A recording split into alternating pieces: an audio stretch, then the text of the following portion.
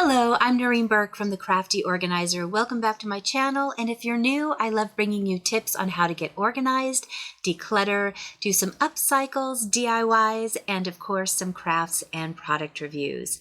Today is a requested video for doing some advent calendars getting ready for the holidays, and this particular one was by far the most requested, so let's get going.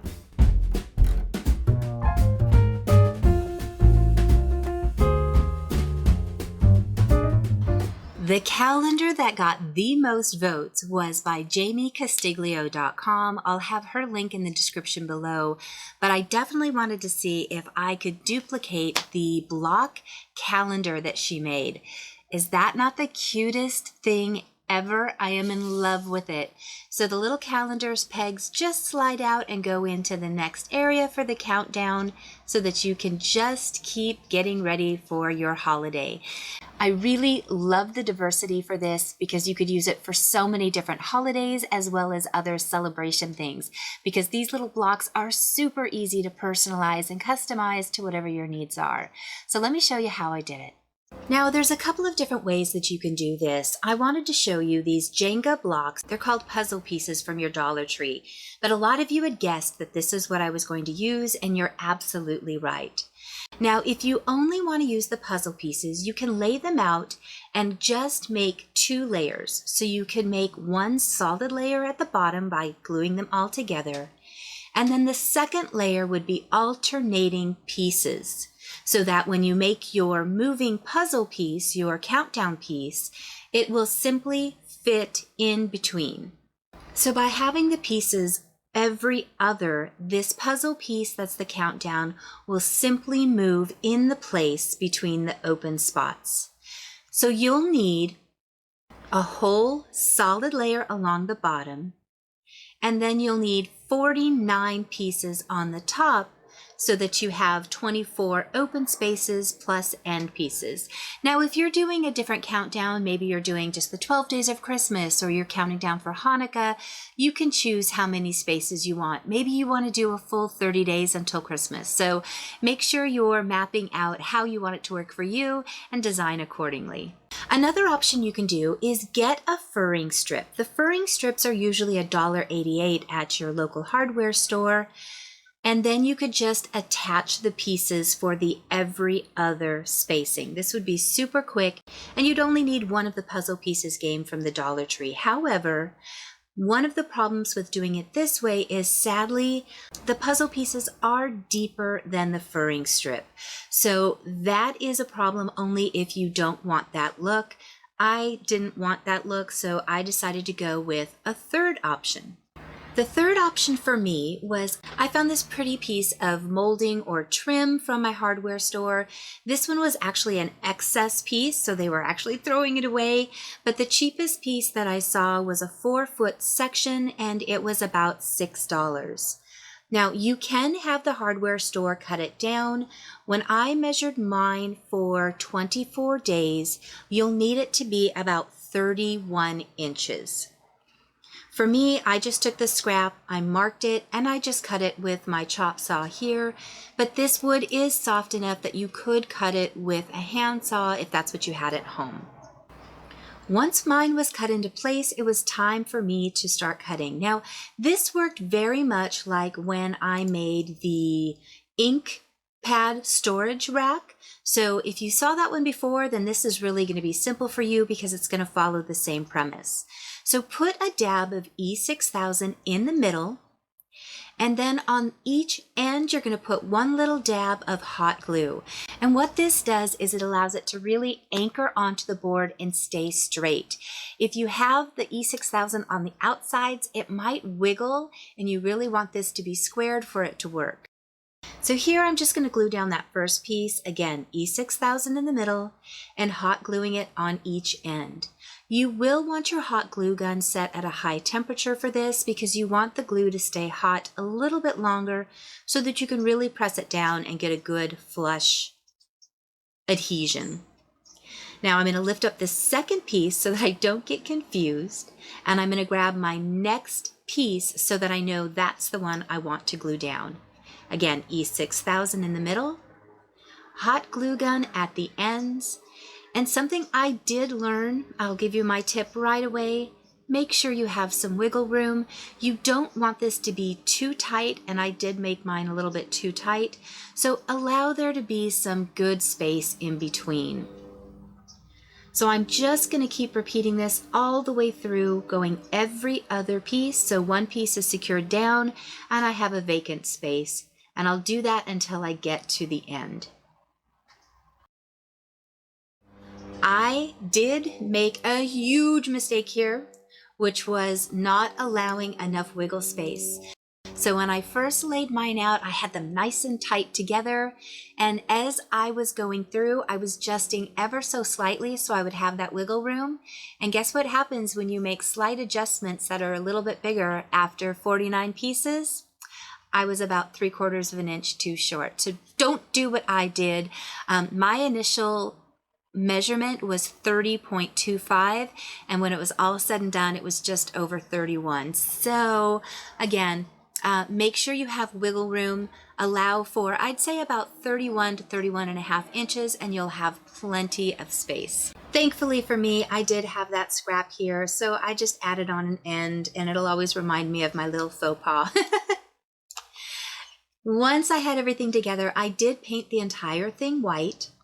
And because the Jenga pieces are a natural wood that haven't been finished at all, there were some spots that soaked up the paint a little bit more. So I just went over with acrylic at the end and did paint all the ends so it was a nice bright white. And then once that was done, I was ready to start painting my little countdown pieces. Now, I use these die-cut wooden stickers that they have at the Dollar Tree right now. They have a lot of different shapes, so you could really get creative here, but honestly, you could use anything that you want. That's about the same size scale. What I did is I picked out 2 of each one, and sadly, I'd already used the stars, so I have to go back and get one more set of stars, but you're going to be sticking these together, so you will need to peel off the little foam sticker that's on the back, and that way you get a nice seal all the way around, and I just used the hot glue on this one. So here I'm going to show you. I just peel off the sticker, I place the smallest amount of hot glue on the inside, and these are all perfectly cut the same, so you don't have to worry about them. They mirror each other very well. But what this does is, number one, it gives you a nice visual from both sides, but it also gives you a larger base so that you can glue it to the Jenga block. From here, all I did was put a little dab of glue on the base of my decoration, and I just pressed it and held it for a few seconds onto that puzzle piece, and it's done. I played with these a lot, and the glue gun was actually all I needed it for it to be nice and sturdy. Now, as you are moving this down the countdown calendar, I probably would grab it by the base, but if you have little kids, you might want to use E6000 in addition to this to just really make it sturdy. For my star, I took 3 toothpicks and I cut them in half and made a triangle out of them. I just made a little pyramid out of the 3 little toothpicks so that I could give a better base for this. I wanted it elevated because the points of the star were wider than the puzzle piece, and I didn't want them getting caught in the actual board. So the little pieces of toothpick were the perfect little stand for it. I did hold it for just a little bit longer so that it really held in place, but once that was done, I was able to move on to my last piece, which is going to be a snowflake. So once again, I took those 2 pieces, peeled off the foam sticker on the back, and then just glued them together. Now with this one, to make it a tiny bit taller, I took one of the little scraps of toothpick and I took that little fine point, the thin point at the end, and I slid it into one of the points of the snowflake. And then I added a little bit more hot glue gun on there just to keep it in place. And that once again gave me a nice little base to attach to the puzzle piece so that it was a little bit taller. I let my hot glue sit for just a second for this one to cool so it would have a little bit more grip when I pressed it in. Held it for a few seconds and it was done. If you find that you went a little bit too tight, like I did, some of them fit in really well and then others were tight, just take a nail file and file down your Jenga piece. That is such an easy solution. Make it a little bit smaller and it should fit into all of them. If you find that one is tight, you could probably take the nail file and file inside the board itself, but I found it was easy just to do the moving pieces. Now you could be done with your pieces there, but I decided to go ahead and paint my base of each countdown piece so that it matched the board. And then just for a little bit more fun, I started decorating the little pieces. So for the glitter tree, I added some red rhinestones. For the snowflake, I added some glitter, just to dress it up some. And then here is the board all completed. I am really happy with this one. I thought it was going to look a little bit silly, but I really think that using the piece of trim board that had the little steps to it really elevated the look of this. As I said, I got my board as a scrap, so I was fortunate that it didn't cost me anything. But if you did want to buy a smaller board, they run anywhere from $3 to $7. The puzzle pieces, if you attach it to a board, you'll only need one more puzzle.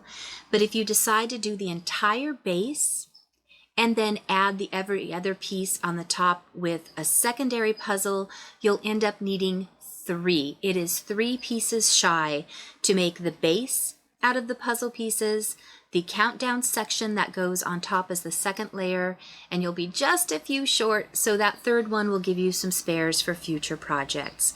But I'm so happy with this. I think the little moving pieces are absolutely adorable.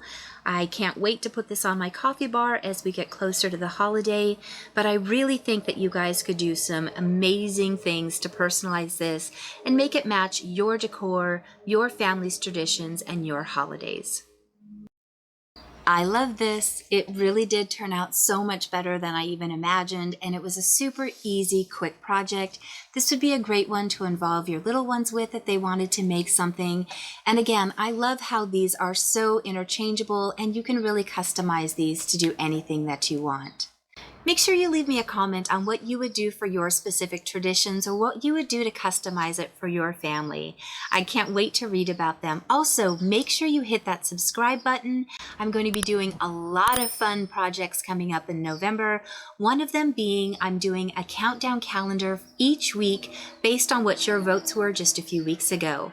I also have a compilation of our virtual organizing clients, and you guys are not going to want to miss that. And I'm also going to be doing a gift basket. I used to run a gift basket business a long time ago called the Basket Case.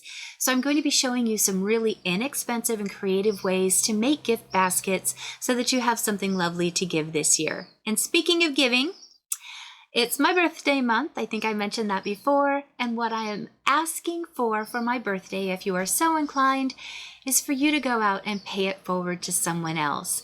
If you have a little bit of extra time and you can help another person, if you have another dollar in your wallet that you can buy a soda or a coffee for, or if you're doing some sort of charity work, if you could just let me know what you've done to pay it forward, I would love nothing more than to read the kind things that you've done, and that's my birthday wish. Thank you so much for watching. Thank you to my Patreons who allow me to do so much virtual work for anyone. I am not doing any more jobs this year, except for what I already have scheduled. But if you're interested in becoming one of my virtual clients, I'll be starting up again in January. So again, make sure you're subscribed. I'll probably announce something towards the end of December to get things scheduled into January. But I couldn't make that possible without my Patreons, and I appreciate them so much. If you're interested in supporting me as a Patreon, that information is in the description below. I thank you so much for watching, and I'll see you guys in just a couple days. Bye!